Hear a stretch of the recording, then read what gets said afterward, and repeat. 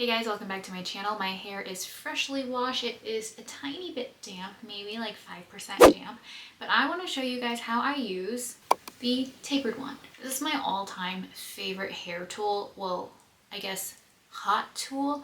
I love the Dyson Airwrap. This is definitely in my top 3 faves. This is a must-have for anyone who I feel like loves curling their hair or just styling their hair. This gives you the most flawless, effortless, tousled look. I want to show you guys how I use that hair tool and the products that I use to keep my curls. Okay, first we're going to start off with some heat protectant spray. I've had a hard time using this recently. It's like it's clogged up, but it's not. I'm not sure what's going on with that. Fixed it.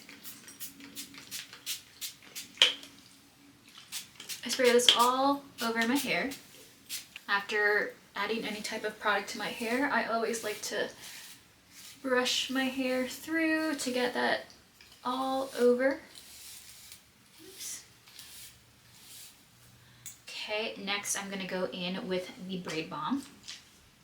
But I'm going to take off my rings for this because I don't want to get product on my ring. If you have followed me on Instagram or here on YouTube for a while, then you've heard me say this multiple times, but for those who are new, the Braid Balm really does a good job of not only giving you nice sleek braids, but helping your curls stand out from one another. I don't know how I started using this for that purpose, but it worked and now I can't stop. Next, I'm going to go in with this volumizing mousse from the Beachwaver. I have a code, I'll leave it in the description box below so you can save on any Beachwaver product. And I'm very generous with this mousse because I want big waves. I'll go put it on this side and I'll flip my hair over, get a little more, and it smells amazing, by the way. Definitely starting to get really cold here in Montana. Okay, after that, I'll brush my hair again.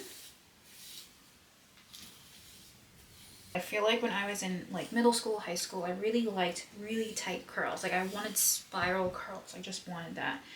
And my hair, you know, was so straight, so I could never achieve that. And I didn't really know anything about products. I didn't use a heat protectant spray back then. I don't know when I started. I don't even know if it was in college. Probably not. But over time, I think I started liking more of a looser curl when I graduated from college. So when I was working in Texas, I still had curly hair, but it was starting to get a little, I mean, I had straight hair, but I was starting to wear my hair a little more curly, but loose of a curl, more loose. Whenever I was like going out or anything, I would curl my hair for sure, but they were loose, they were starting to get looser. And so the way I like to use this tapered wand is having the bigger end near the root of my head because I like that it gives the look of more volume. So for someone who lacks a lot of volume at the roots like me, this really helps with that. And you can take bigger sections or smaller sections since this isn't an automated curling wand like the Beachwaver. I am doing this because my hair, while it was 5% damp, I think I brought it to like maybe 10 or 15% damp with all of the product. And so I like to have my curls going away from my face, but I think for this one today, for this look, I'm gonna alternate the directions for every section. So I just did the first one away from my face. Now I'm gonna have this one going in towards my face. And this is just gonna give it more of a natural look.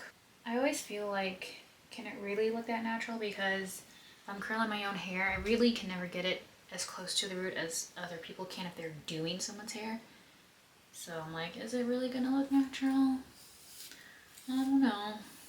And as I let go of every section of hair from the curling wand, I drop it in my hand because it's still hot. So when you use the Dyson Airwrap, for example, and I've mentioned this before, you need to use that cold shot. It's really important so that when you let go, when you drop your hair from the Dyson Airwrap, it's already cooled off. When you're using just a regular curling iron or a curling wand, you don't have that. I might have done the same direction on the loop, so well. My hands are so cold, so this feels like so good.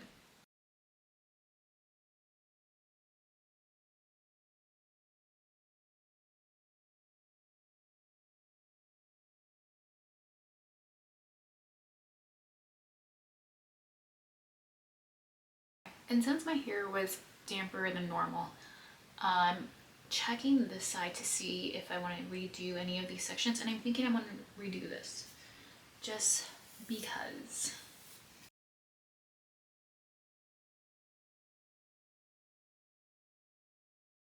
Now this section's done, and because they're very loose, I might add a tiny bit of hairspray.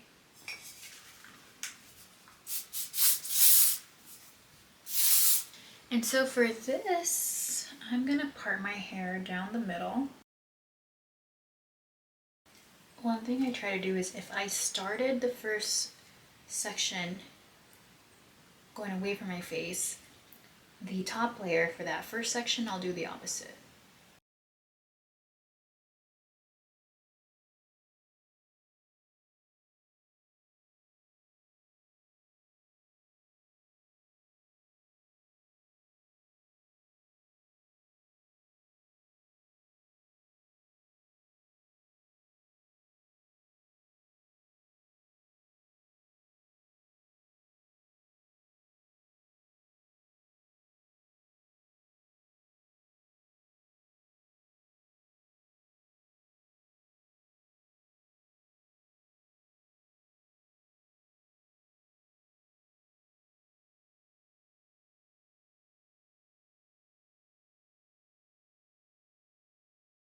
When I do the last curl, I make sure to turn off my curling iron.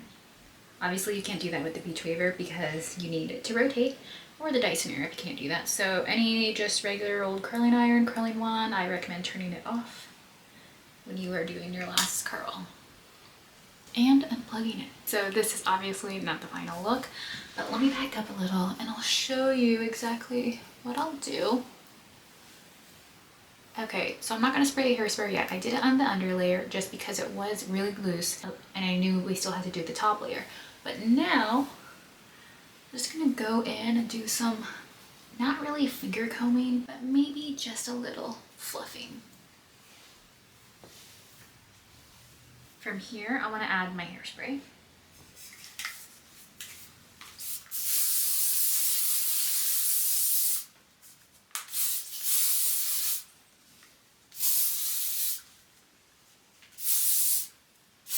For this look, I want to use some texture spray because I would love some extra volume right here.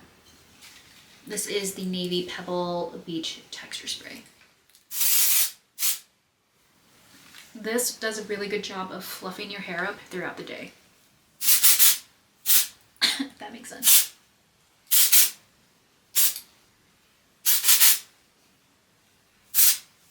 From here, I'm just going to continue to fluff.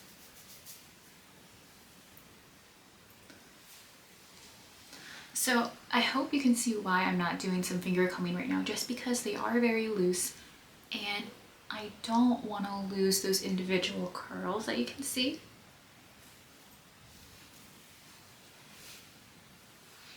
I don't want it to look so polished, I guess is what I'm trying to say. A little more natural. So this is it. This is, I would say, the final look. Let me show you the back. So I'm pretty sure you can kind of see near the middle where it wasn't as curly as it normally would be. And I believe that's because my hair was still damp. So I was trying to move a little fast, but you can see on these sides where they are very curly, where my hair was actually fully dry. And also because I took a mix of bigger and smaller sections. But really, for the most part, for the purpose of my hairstyle for this video, this is exactly what I'm looking for. But overall, does the technique change when my hair is fully dry versus a little bit damp? No, it doesn't. I would still use all of the same products and the same process. So that does it for this video. Very easy, simple, quick. You can do this style in no time with a tapered curling wand. It just gives you so much style for like minimal effort. If you have any questions, let me know in the comments down below. Subscribe if you're not already. Otherwise, I will see you guys in the next video. Bye.